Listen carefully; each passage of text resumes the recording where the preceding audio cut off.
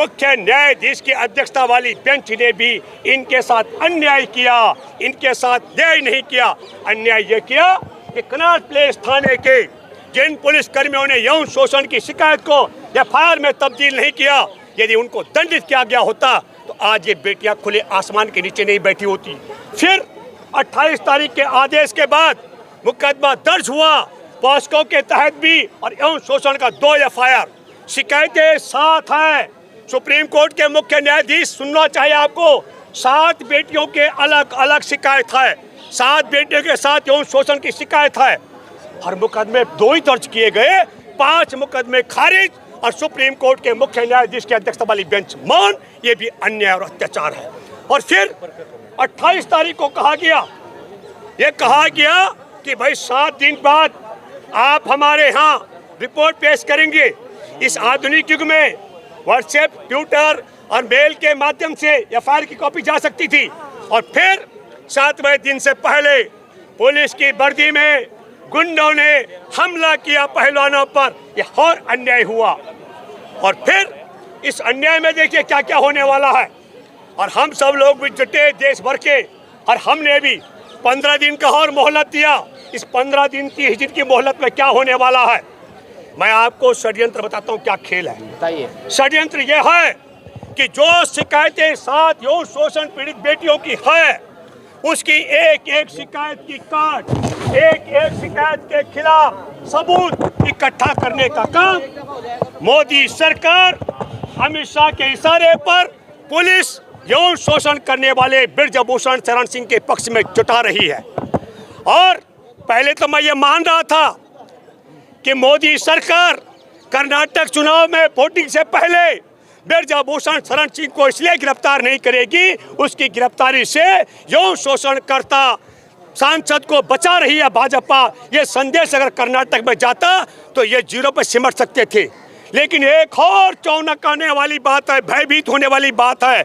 हमारे देश में भारतीय जनता पार्टी जनवरी में राम मंदिर का घंटा बजाने वाली है और ये संदेश देने वाली है कि राम मंदिर के निर्माण में जुटा ब्रजभूषण शरण सिंह राम सेवक था, इसलिए अगर उसने देश की पहलवान बेटियों का यौन शोषण किया, आप देश को तय करना है।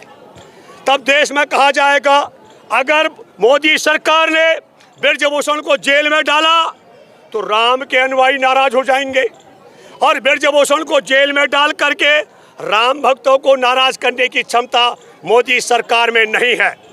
इसलिए मैं आप सब लोगों से एक अपील करता हूं, जितना सोशल मीडिया के माध्यम से ओलंपिक पदक विजेता बेटियों का धरना देश और दुनिया में पहुंच रहा है, उतना और किसी बेटी का यौन शोषण के बाद मामला नहीं उठेगा।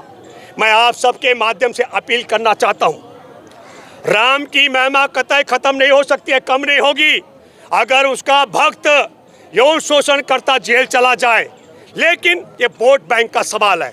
तब मैं आप लोगों से अपील करता हूं, देश की हर उस माँ से जिसकी कोख से बच्ची जन्मी है, देश की हर उस दादी से जिसके घर में पोती जन्मी है, देश की हर उस नानी से जिसकी बेटी की कोख से बेटी जन्मी है, आप सब लोगों को इसलिए उठ खड़ा होना पड़ेगा जब ओलंपिक पदक विजेता बेटियों का धरना चल रहा हो और एक भाजपा का सांसद यौन शोषण करता हो, और यौन शोषण करने वाला भाजपाई उस बेटी का यौन शोषण करता हो जिस बेटी को देश का प्रधानमंत्री विनेश फोगाट को अपनी बेटी बता चुका हो।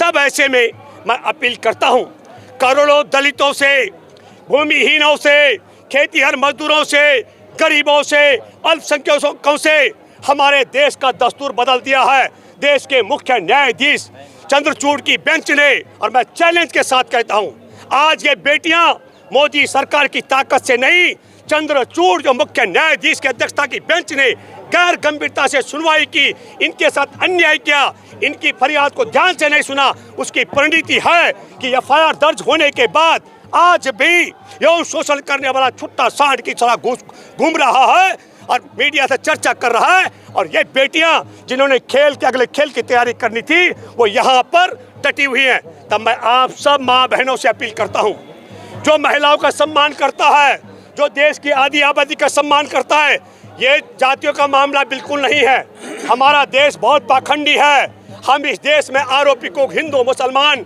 और जाट राजपूत और तब में तब्दील करने में माहिर हैं। इस खेल से बाहर निकलो। देश को आप कैसे कह सकते हैं पाखंडी है? खेल से बाहर निकलो। बता दो ये पाखंड, मैंने कहा हमारे देश में पाखंड ज्यादा चलता है। मैं देख रहा हूँ इसमें कहीं सुनो यौन शोषण करने वाले के पक्ष में कुछ ढोंगी खड़े हो रहे हैं। ये राजपूतों पर हमला है। मैंने पहले भी कहा था ये खाप की बेटी नहीं, ये देश की बेटियां हैं। और जो यौन शोषण करने वाले के पक्ष में खड़े हो रहे हैं वो भी देश के मैं कहता हूँ नालायक। मैं दूसरी बात करता, मैं आप सबों से अपील करता हूँ, उठ खड़े हो जाओ।